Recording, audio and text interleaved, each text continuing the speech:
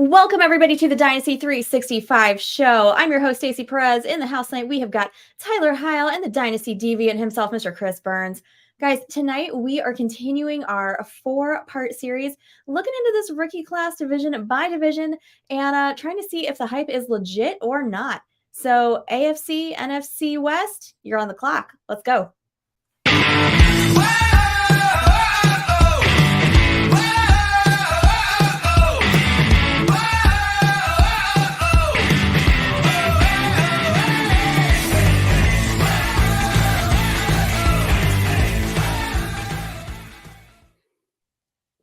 Hey guys, how are you guys doing? I can't even talk today. Oh my goodness. Tyler, what's up? How's your week going? It's going well. It is going well. I guess I networked pretty well at the expo. I have been swamped with podcasts over the past 2 weeks, but Yeah. I'm loving it. I'm having a good time.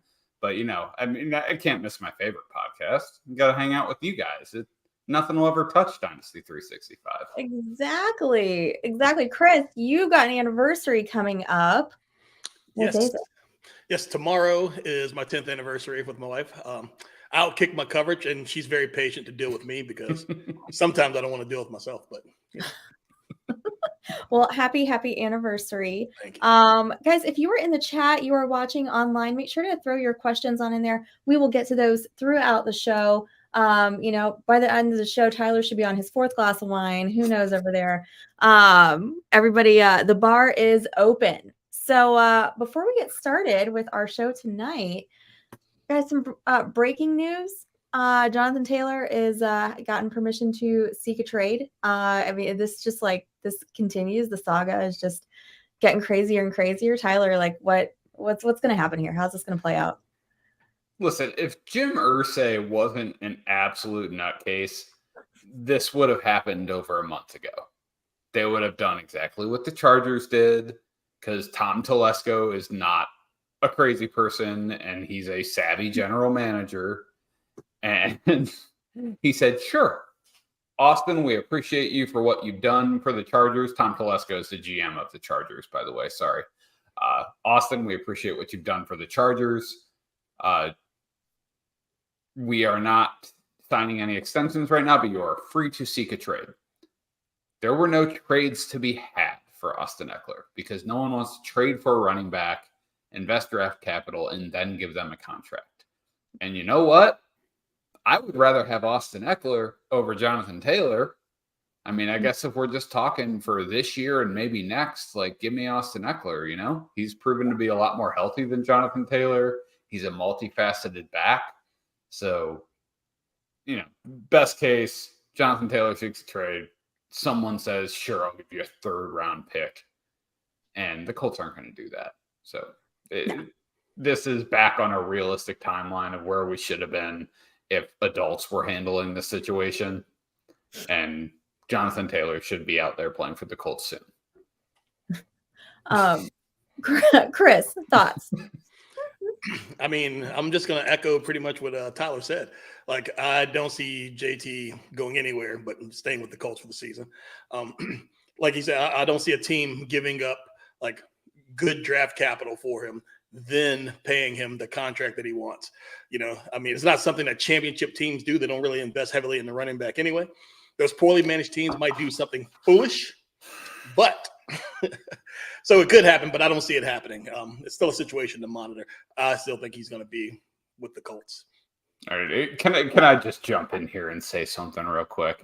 Let's hear it. The whole storyline of, championship teams don't do that. Championship teams don't do this. Stop it. All right. You know who championship teams are? Patrick Mahomes and Tom Brady. That's who. Stop drawing conclusions from what the Dynasty Patriots and the Dynasty Chiefs have done. But I'm sure a team can win the Super Bowl with a highly paid running back. But I'm not. If you go and you look at the teams that have been the most successful over the past 20 years, look at what they do with their running backs. So when you pay money to a running back, that means you're not paying for the positions that actually matter. The running back position is the easiest position to fill in the NFL. That's just a fact. It is. But we'll pick this up. I'm going to do research at some point here, Chris. I don't want to go off the cuff. I just do want to say, let's not draw conclusions from Tom Brady and Pat Mahomes. Oh, no, it has nothing to do with it. Yeah, it is a quarterback league. So your quarterbacks are going to, are driving the ticket. But yeah, we can pick it up. I like Wine Tyler. Wine Tyler's spicy. Like, we need to see this more often. I'll do my best. Yes, please. All right, guys. So as promised, tonight we are talking about the AFC, the NFC West. Guys, first off, we're gonna hit the reigning Super Bowl champs, the Chiefs. Chris, talk to me about these Chiefs rookies. Or rookie. Rookie. Dose rookies. Yes, there's two of them. The first one I'm going to talk about is none other than Rashee Rice. Is it Rashee or Rashee? Like, how does he pronounce it? Rashee? I've been saying it Rashee. I don't know if that's right. Is it Rashee? Okay, I don't know if that's right. All right. So we're talking about Rashee Rice. He was drafted in the second round, a wide receiver out of SMU. He has decent size of 6'1", 204 pounds. Like, he combines both that size and speed that you really like for a physical wide receiver. And he does play physical. He goes in for balls, and he gives you those highlight plays that a lot of people really love. But at the same time, sometimes you see like he really has lack of focus, rounding off his route to not really, driving. But he's been getting a lot of hype in the preseason, especially after the last preseason game against the Cardinals, where he was 8 for 96. And a lot of people are really loving what they see from him. He himself says he models his game after DeAndre Hopkins, which is also a good thing. Patrick Mahomes was raving about him. He said he reminds him of Sammy Watkins when he first got to Kansas City. So I don't know if that's a plus or a minus, really. But a lot of people are looking at that wide receiver room in Kansas City, and they're looking for a hero, kind of like Bonnie Tyler. They need a hero, and they're thinking that Rashee could be that. And maybe he can. As for me, I think that some things like him playing inconsistent, sometime when he loafs on his routes and all that, I think that'll slow his path to production. In dynasties, though, you're 100% rostering him. I feel like he could be a major contributor, like starting in 2024. I think he really could be the wide receiver one on that team. But for this year, I gotta have tempered expectations just because how Andy Reid treats his rookie wide receivers. Like, he really does not give them a lot of time to shine in their rookie year. Like, he didn't even with Tyreek. But it's definitely one to monitor, and you have him on your team, and I think that he's going to be good in the future. The next rookie is Deneric Prince. And Prince, he's a running back out of Tulsa. He was undrafted, but he has the size and the frame that you look for in a power back, which is something that could benefit this Chiefs team. You see that they've been trying to have the big back to come in there to grind out, that short yardage. The problem is that Prince, while he is a big back, he doesn't run like it sometimes. Sometimes he doesn't lower his pads and actually finish the run. He hesitates a little bit, and then he's not effective when he does that. But he can catch the ball. He does have really good hands. He's a natural catcher. He can get downfield, and he makes the catch. Just if you look at this pass, and it's on the money, and he tracked the ball very well, even with the DB closing in on him. So he does have talent in that aspect. So not only is he challenging for a roster spot right now, but he really has a chance to be the primary backup. You look at what's in that backfield with him, CEH, he's looking like he's more and more on the outs daily. Jerick McKinnon, he's made of glass, and he's 31 years old. And you've been seeing Prince and LaMichael Piron rotating in more and more frequently. So when you look at that cast of characters back there behind Isaiah Pacheco, I mean, he really could get a path to production at some time quicker than later. So if in your dynasties, I'd stash him, and you probably can get him relatively cheap right now. But with that murky backfield, he definitely could emerge to be somebody. I didn't even know Pirine was on the Chiefs right now. That's how far out of the loop I am. But why would you know? To be honest with you, I didn't know until I was looking up Deneric Prince. Oh my goodness! All right, well, Tyler, let's move on over to Denver and talk about Marvin Mims, my fave. Oh, I will talk about Marvin Mims all day. You know that. Yeah. So Marvin Mims was drafted in the second round by the Broncos, wide receiver out of Oklahoma. He has not played a whole lot this camp. He's been nursing a hamstring injury, so he's not really had a chance to make much of a mark. However, the Broncos are already down Tim Patrick. He already is out for the season, sadly. KJ Hamler was waived for a heart condition, who maybe he'll come back at some point, but it's not going to be a factor this year. Mims, 5'11", 183 pounds. He's basically a giant in this class. He's a really athletic dude, 4'3", 840, 38.5-inch vert, all the number soup that you want to spit out. He's an athlete. I really liked him coming out of Oklahoma. He was my wide receiver 5 in the class pre-draft. He dropped down to 6 just because there was so much competition in Denver after he was drafted. However, I really like him. I think it seems that he's already been given the starting outside wide receiver slot opposite Cortland Sutton because Jerry Jeudy's playing in the slot. I do not think he'll be out on the field when they're running 11 personnel. But the good news is Sean Payton does not run a ton of 11 personnel. 11 personnel is the dominant personnel group in the NFL. What that means for those that don't know is there's one running back and one tight end. So there are always 5 offensive linemen. There's always a quarterback. So that means there's only 3 more spots left to fill on the field. So there are 3 wide receivers on the field. That is the dominant personnel group in the NFL. Looking at the Saints offense from 2019 to 2021, it was like insanely consistent. It was 55%, 54%, 55%, 11 personnel. And that's actually pretty low. So I will be curious to see how they work the wide receivers in when it's only 2 wide receivers on the field, whether it's 2 tight ends or 2 running backs. So we'll see what kind of play time he gets. I say all that to say Marvin Mims is going to contribute this year. He is going to play for that Broncos offense in a very likely improved Broncos offense. So I'm excited for him. He is not a taxi squad guy. He's an active roster guy. He is 1 injury away from being a very high volume target for Russell Wilson, because from a lot of what I've seen, Adam Troutman has been playing a lot in the Broncos camp. So not great news for Greg Dulcich. So there's going to be a lot of targets distributed to these wide receivers, and Mims has some real potential to rack up a lot of them. Definitely. Marvin Mims, one of my big time favorites from this rookie class. All right, guys, so I'm gonna go on to Vegas and talk about the Raiders. We got a few guys to talk about here. Got some really fun clips for you guys. Also, right off the bat, we have got Michael Mayer, tight end. I think this was one guy that kind of we all had, ranked as one of the top tight ends coming out of this year's class. He hasn't played a ton in the preseason. He's kind of listed behind Hooper as a tight end 2 for now. Couldn't find a ton of footage on him, but wait a second.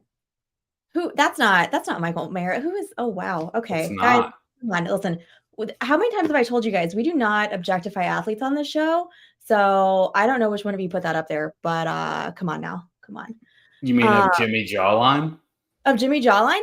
Guys, and I'm also wearing my Jimmy Garoppolo t-shirt today. Feels great, baby. I don't know if you guys remember that.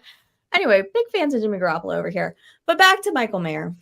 So you guys know, he seems to be sharing a lot of time with Hooper, like I was saying, and that's gonna likely be the typical scenario for him. I don't really see him being super, super productive right off the bat. Not to say that he's not going to be in the future. I just don't think that he's in as good of a situation as somebody like a Dalton Kincaid or a Sam Laporta is.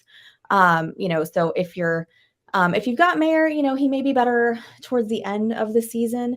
But really, realistically, guys, we're not pinning our hopes and dreams for a championship on him just yet.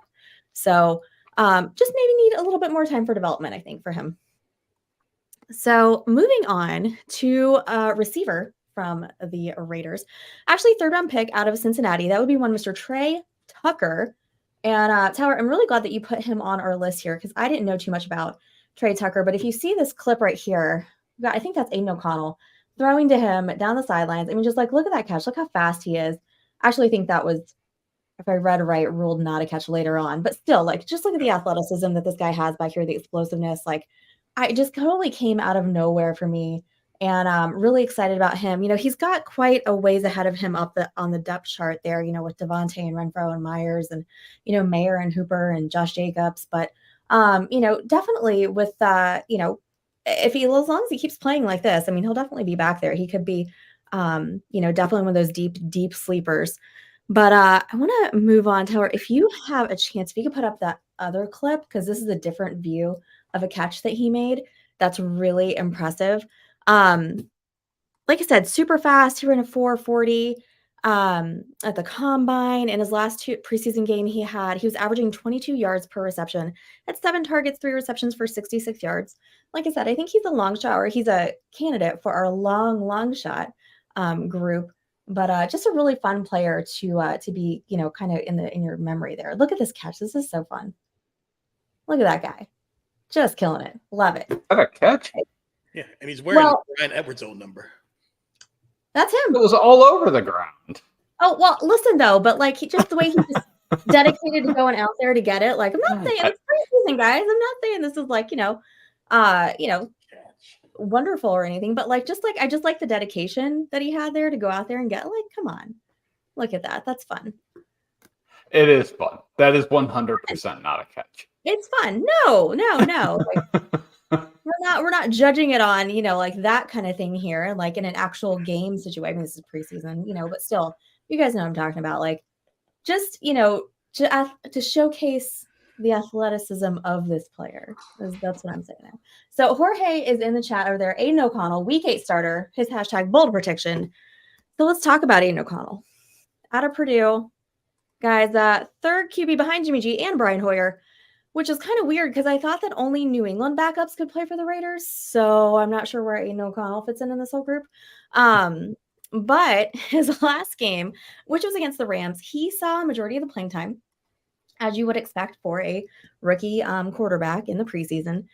He went, let's see, had 163 yards, 2 touchdowns, kind of similar numbers in his game 1 versus the Niners. He seems just really consistent player. You can see him here in the clip, just looks really calm back there in the pocket, just throwing to the guys down the field there. You know, unless something completely tragic happens, he's probably not going to start. You know, maybe if they're just absolutely, you know, have a horrible losing record and, you know, they just kind of want to throw him in there to see what's going on. Maybe Jimmy G gets hurt, Brian Hoyer, something like that. Maybe he's a starter. I think it's going to take something of that nature before he's back there on a permanent basis. Not to say that he's not doing well.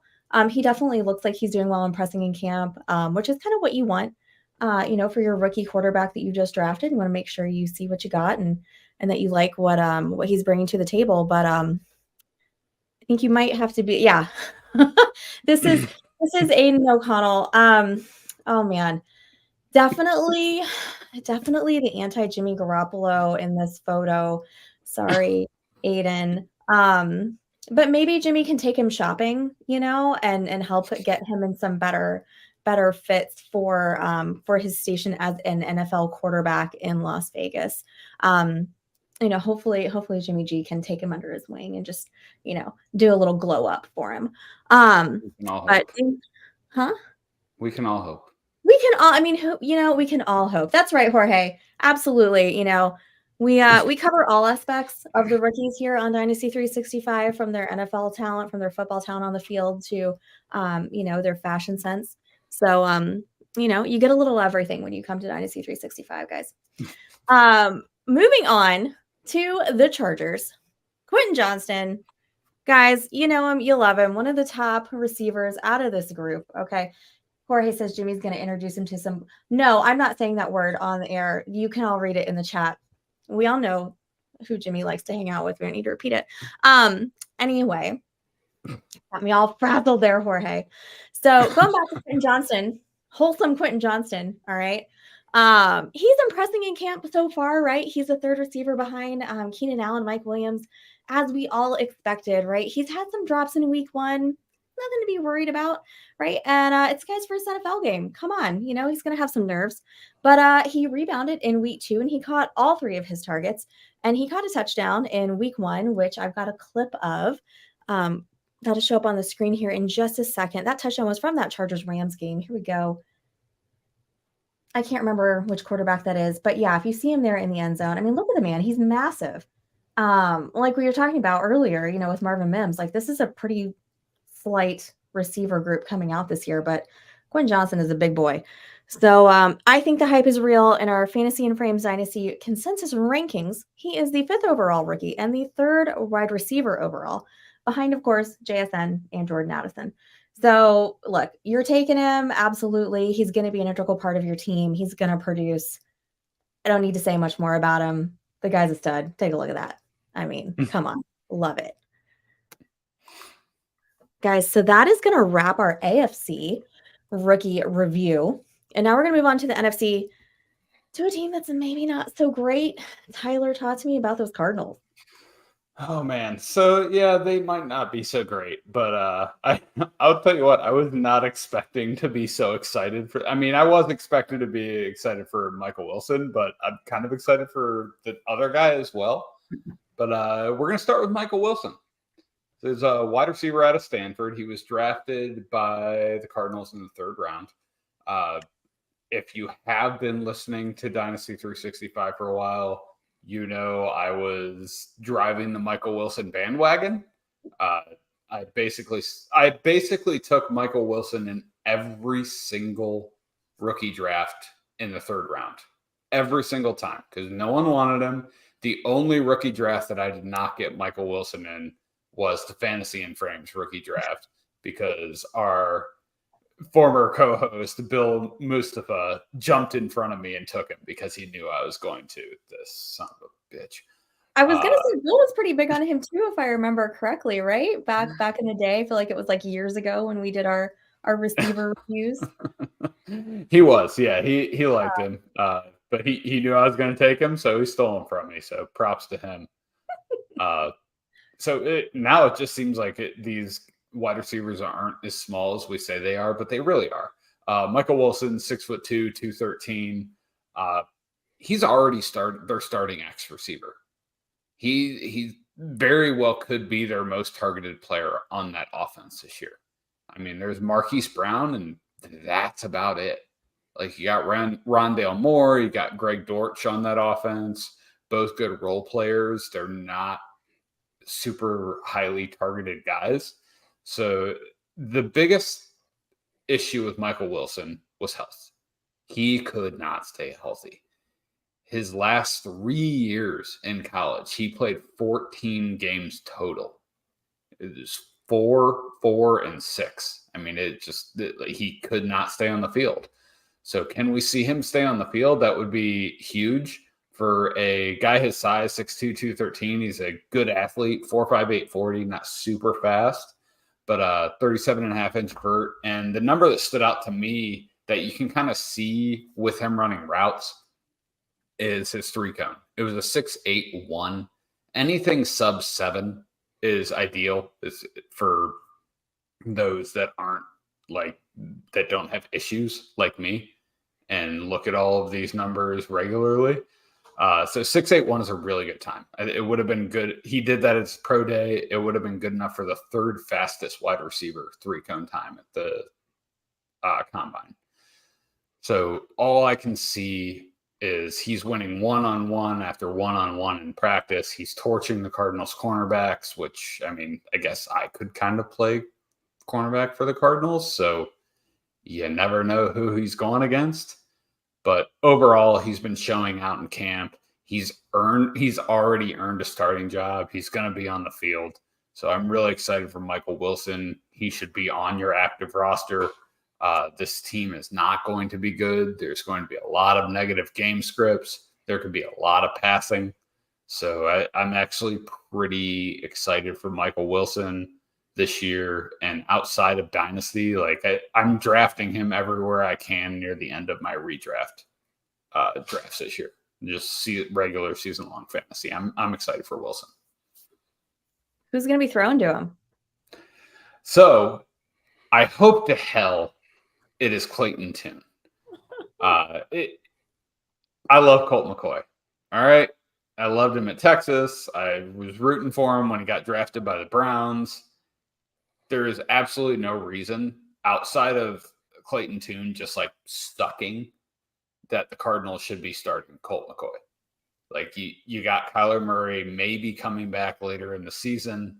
There's no reason to not start this rookie that you drafted in the 5th round in Clayton Tune out of Houston and just see what he can do. Do you have a backup? Do you have a potential starter?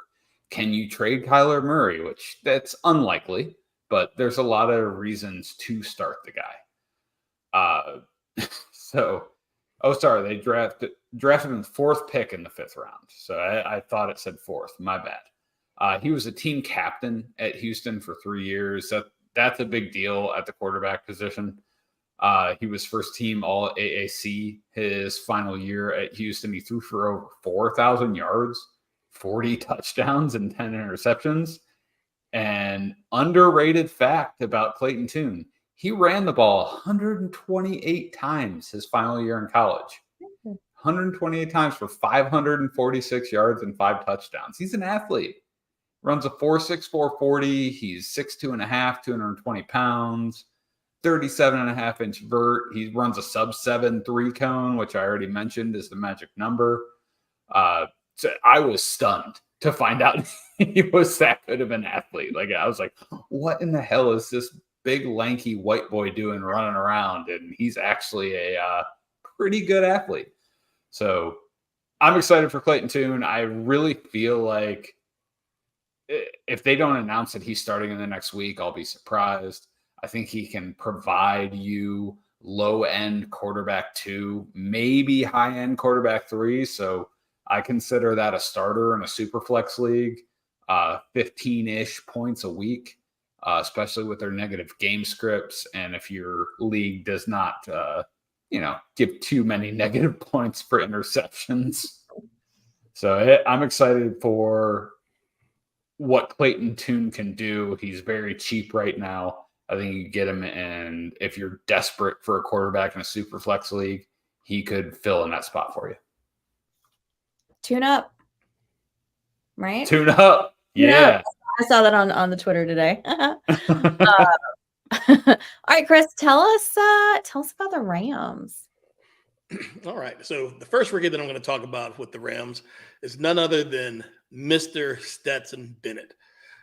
He's a quarterback.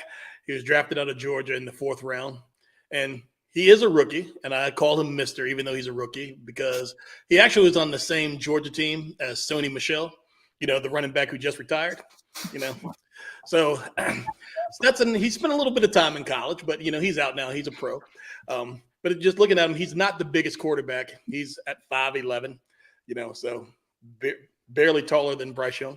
And he plays a little too inconsistently to really, take control of a star. It's no. It's at least that much. How we do measurements on this show. We've already decided you guys don't have to measure anything over here. So, how many Darnell Washingtons? That's what we're talking about. Oh, how many Darnell Washingtons? That's our using measurement here. Okay, I'm gonna research that. I'll get back to you. Yeah. But the way Bennett plays, he's a little inconsistent to really command a starting job right now, early in his career. But he's proven that he can be serviceable as a backup right now, especially because he's a gamer. He's a big gamer. He shows up for the big games, but sometimes he might play down to lesser competition.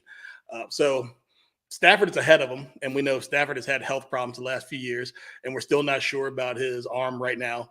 We know that the Rams apparently were trying to get him to restructure, take less money or do some other things. And so it might be a little tenuous there. So I guess we'll see. One thing about Bennett that a lot of people don't know, I guess kind of like Tune, Bennett, if he gets out the pocket, he's got legs. He can pick up some ground, rushing a little bit. And he's not scared of anything once he gets out the pocket. The kid's fearless. In dynasties, I would not expect him to be the savior of your team. I would actually roster him, see what happens, just because with the Rams, the wheels could fall off this thing really soon. They could look to the future and see what they have in the rookie if they start out bad and things start going bad, or if Stafford gets hurt. The next rookie is Puka Nacua. And Puka, he's a wide receiver. He was drafted in the 5th round coming out of BYU. He's a big guy, 6'2", but his main knock, he's not very fast. But even without that long speed or the ability to really separate regularly, his jump ball skills are pretty impressive. He's been having a really good camp. He uses he comes from a basketball background, and he uses that skill set to really go up, elevate for the ball, and make those highlight plays. In the preseason, I mean, he's looked like he's had a really good rapport with Mr. Stetson Bennett, in that first preseason game, he scored a touchdown thrown by Bennett. Right now, it really appears that Nacua is definitely secure and having a roster spot on the team. And I think he's pushing for to be the 3rd wide receiver on that depth chart right now.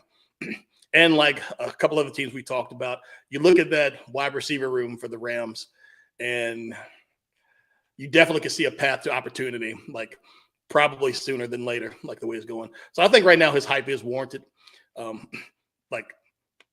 have Cooper Kupp and a lot of question marks. So in dynasties, he absolutely belongs on your team, I think. You got to stash him and hold him and see how it all plays out. But I do think that moving forward in the season, you will start to see him worked in a little bit more. And if not, he's already early in the season, taking reps, because he's just been that dynamic so far. So if he keeps progressing, he can be a really nice return on that investment that you spend for him right now. And then another rookie, Zach Evans. He's a running back. The Rams drafted him out of Ole Miss in the 6th round. And Evans, he has that feature back body type. He's the big body guy, and he runs he is not afraid of contact. He can get between the tackles. He can get outside a little bit. You look at his home run hitting ability back at Ole Miss. At college, he averaged 6.2 yards a game, so you know that he can actually get out there and do some things. He's also shown to flirt with the injury bug a little bit more than you might feel a little comfortable with in college. He had a couple nagging injuries that just lingered on a little longer than you would like. In the preseason games against the Chargers and the Raiders, you really saw him do some positive things. He really was running behind a poor offensive line. And there's a one clip where you see him make a nice jump cut when the defensive line was already in the backfield before he even got the handoff. And he made a positive game out of it. There was questions about his vision coming in, but it seems like he's really been working on it a little bit as a pro. And I think that he's going to be a nice investment, and you just see how he matures. Because right now, the word is that he's probably the 3rd running back on that roster. But I really think if something happens to Cam Akers, whether Cam Akers goes down or whether he goes back to Sean McVay's doghouse, I think the body type that Zach Evans have, he will project to be the early down back, the 1st and 2nd. Kyron Williams, I think he's always going to just have his role as, that change of pace, 3rd down back in that type of offense. So when you look at past opportunity, that's really what you're looking for, especially in dynasties. So you want a guy like Zach Evans on your team. And in the running back position, this part of the season, collect them as you can, because it changes very quickly. Nice. Well, all right. So we've got the 49ers up next. Tyler, talk to me about the Niners. I will. Okay. Let me say first, I am excited for Zach Evans. He has all kinds of pedigree. I think he can be really good. He might be better than Cam Akers, but he actually has to want it. So we shall see. He was a very highly rated prospect coming out of high school. He had some issues. I don't know if it was legal issues or just maturity issues. But yeah, he transferred around. So we'll see if he can put it all together. But that 2020 running back high school recruiting class went Bijan Robinson, DeMarcus Bowman, Zach Evans. So he was right there with Bijan. So we'll see. We'll see. You don't want to read too much into high school recruiting ratings, but the dude's talented. That's all I say. All right. Moving on to the Niners. I'm going to start with Ronnie Bell, wide receiver out of Michigan. He's been pretty productive this preseason so far. He's returning punts, just under 6 feet tall, 191 pounds. His senior year at Michigan caught 62 balls for 889 yards and 4 touchdowns. And that was coming off a torn ACL. I guess we'll call it his penultimate year. I don't know what to call like junior and senior seasons in college at this point because of COVID. So like everyone's like playing 5 or 6 years. So I don't know what to call it. I'm just calling it last and second to last. So he was very productive even after coming off a torn ACL for a very good Michigan team. Week 1 of preseason, he caught 3 of 6 targets for 58 yards. Week 2, he went off. He caught 7 of 9 targets for 114 yards. I'm intrigued, but with this Niners offense, no one else is really going to produce in my mind. I mean, you got Kittle, you got Ayuk, you got Debo, you got Christian McCaffrey, you even got Elijah Mitchell. Like, those are the dudes that are getting all of the production. Ronnie Bell intrigues me because the Niners have just kind of been searching for that third guy in the wide receiver core that can actually be productive. Like, they have Juwan Jennings right now, who's a dirty work guy, and he's doing a lot of blocking because of the Shanahan run game, but he's just not productive in the passing game. And I feel like Ronnie Bell could potentially be that guy, but we're not there yet. So Ronnie Bell's a taxi squad guy for me. I'm good throwing him on there, and because I will be shocked if he produces this year. Next up, I guess I'm going to kind of talk about him at the same time. Braden Willis and Cameron Latou. The Niners drafted 2 tight ends this year. In the 3rd round, they drafted Cameron Latou out of Alabama. In the 7th round, with almost the last pick in the draft, they drafted Braden Willis out of Oklahoma. Neither was nothing to write home about of neither of their athleticism. So whatever. Neither of them is very large either, but whatever. All I can say is that the camps that they've had is Braden Willis has actually had a very impressive camp for the Niners, their 7th round pick, and Cameron Latou has had a very disappointing camp. Been dropping a lot of passes, has not been performing well in camp. Every Niners 53-man projection I can find pretty much has Braden Willis in stone in there, and everyone else is saying, well, I guess Cameron Latou has to make the roster since they drafted him in the 3rd round. So that not great news for Cameron Latou. I guess we'll call him a developmental prospect. So Braden Willis is a little intriguing to me. I'll throw him on my taxi squad. Latou, I mean, he was a tight end that got drafted in the 3rd round, so I guess he's worth a taxi squad spot, but I guess I wouldn't sweat it if you had a deep roster and you had to drop someone. Because, maybe he'll produce in 4 or 5 years. So, yeah, I wouldn't be overly concerned about it. So, not a whole lot to write home about on the Niners rookies because their offense is full of veterans that are very, very good. But there's some promising guys. So, I will throw Ronnie Bell and Braden Willis on my taxi squad. Poor Cameron Latou. No love for him. None. Everyone hates him. It's wild. I was trying my best to find something good about him. Chris, what were you saying? He's a Trey Lance of their tight end room. Oh, poor guy. Oh, too soon. Too soon. I'm sorry. Too soon. Love you, Trey. Poor Kyle Trey. Shanahan is just a mean man. That's true. Yeah. Like, don't get on his bad side. Brandon Ayuk knows about that. I'll be in the doghouse. Oh, Brandon Ayuk just got a penalty called on him from the sideline. I feel like he's not going to play for the first 2 weeks of the season. Did you see that? I have so much Brandon Ayuk. I really need him to stay on Shanahan's good side. Like, funnily enough, it was this last week. Cameron Latou caught a touchdown from Trey Lance in the 4th quarter because that's when they were playing in the preseason game. And Brandon Ayuk got real excited. And he ran onto the field cheering for Cameron Latou and got a flag thrown on him and Kyle Shanahan was interviewed, and he said, "Yeah, I was pissed. It was stupid." Like, dude, calm down. So Brandon Ayuk might have pissed off Kyle Shanahan again. Jeez, I can't do another year of Ayuk in the doghouse. I just can't. All right, guys. Did we save the best for last with the Seahawks? I think so. I think we may have. Real quick, because we've got two that are just phenomenal. So I'm gonna talk about Kenny McIntosh real quick. Because y'all know, if you've listened to this at all, you guys know how much I love Kenny McIntosh. So 7th round running back out of Georgia. Guys, not too much news at a camp because he had that knee injury early on in August.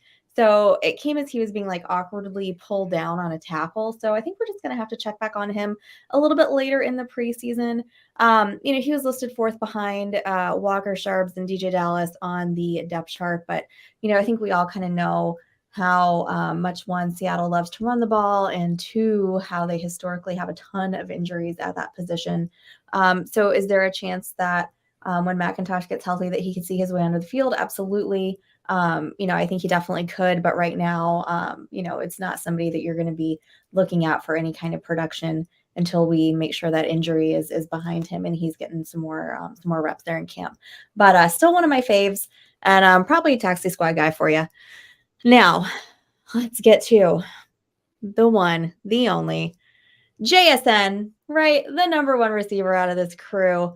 Guys, we got a nice little clip here. And unfortunately, when I picked out this clip, I think it turned out to be the one where he actually hurt his wrist. So it's, as you guys may know, mostly everybody, if you're listening to this now, you probably know, he had surgery on his wrist to repair a fracture following this really great catch that he made after this Cowboys game here. You guys can see him. Here we go. Throwing the ball. Look at him. Oh, look at that. Look at that over the shoulder catch. Look, it's just beautiful. Oh my gosh. Down the field he goes. You can't catch me. Oh, here's a better shot of it too from the side. There it is. And he's gone. Almost. He doesn't quite make it to the end zone. But see how hard he falls on that wrist there? I think that's probably what did it. But Carroll says that he's going to be out for about 3 to 4 weeks, which means absolutely nothing because we all know how PD is very shady and all over the place when it comes to his player injuries. So who knows? But before, this injury, obviously he's having an absolutely stellar camp. He is as advertised, right? He's the guy, absolutely worth that number 1 pick in your dynasty, drafts if you're going for receivers. He's just amazing. And I think he's going to be a phenomenal player in the NFL for years to come. Guys, if you have any nervous Nellies in your league about this wrist injury, maybe you can go take advantage of that and try to snatch him. Hopefully you're not playing with people that are silly enough to give him up, but maybe you are. And I would absolutely go try to snag him if you can make that happen. So moving on, last but not least, my fave, Zachary Charbonnet. Guys, I want you to look at this run here that we've got this clip of. And just props to the line, too, who's going to block for him. That's coming up. You guys will see what I mean here. He's just going to take this ball. Watch it. Here he goes. Now he just runs through that hole. Look at him. Look at him just running down the field. Just get out of my way. Look at that. Guys, come on. This guy is – and look, he's huge. Like, this guy is amazing. I just inject this into my veins, okay? And then I want to show you this other one that was from the same game. This is also the Cowboys game. And I want you to see this hit that he puts on number 6 for, actually not the Cowboys, I'm sorry. It's for the Vikings game that this one came for.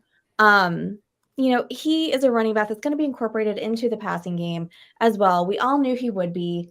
Listen, we're all aboard the hype train for Zach Charbonnet. Okay. All of us. Even Tyler, who doesn't want to admit it. Look. All right, here he goes. He got knocked out of bounds by a ghost in the last run. Stop that. I hear no slander. Look at him taking off running there against the Vikings. Watch this. Oh, number 6. Look, he just destroyed number 6's life right here with this hit. Look, this is beautiful. Look at that little move he does there. Just, right into the ground. Number 6 stopped him in his tracks, though. Stood him straight up, and then he got tackled. Hey, I don't know. We don't hear bad things about Zach Charbonnet. He's amazing. Hey, I'm not going to talk smack. He decimated him. He just ruined his life. Look, watch. He comes in. He's like, look, no more yards after that. Done right. Oh, is that Lewis Seen? Poor guy. Look at that. Who's the guy who tackled him? Was he it's a Pace Jr. Is that like was it Orlando Pace? Am I thinking of the right guy? Is that his Maybe. on the field? Yeah, Wait, right here. I'll have to check it out. Interesting. Yeah, number 40. Somebody look that up. Anyway, like I said, guys, Zach Charbonnet, one of the, at least for me anyway, one of the higher rated rookie running backs out of this class. All about Zach Charbonnet. Get him where you can. I think he's going to have a lot of production this year. And not just if something happens with Kenneth Walker. I think he's still going to be productive with both of them back there. So whoop, whoop, all aboard that Zach Charbonnet hype train, guys. All right. Stacey, So, I can't just not say something because I mess with you so much. I like Zach Charbonnet. He was my RB6 in the class. We disagree sometimes. I don't like him as much as you did, but he is a very capable running back. And he will absolutely be somewhat productive in this Seahawks scheme that runs the ball a ton. Exactly. They're going to run a ton. And I mean, they took him for a reason to go with Kenneth Walker. I mean, it's like they're not going to use him. And like I said, they're a run first team. I mean, all the way. Chris, you're giving me this face and I don't know what it means. I hope it's not any Zach Charbonnet slander. There's no Zach Charbonnet slander on the show, correct? So I'm just going to be There's quiet. not. We don't do that here. No. I am not nearly as high on him as you are. Oh. Like, I disregard his whole UCLA tape. I can only see him at Michigan. I'm not that high on him. High. Listen, we don't all like to be remembered for things in our past, This is true. So I will take the most recent, goodness that he has shown us, and that is what I'm going with. I like that. Yeah. Yeah, we're going to be positive here. We're a positive show. You've changed my mind. See, there, look at that.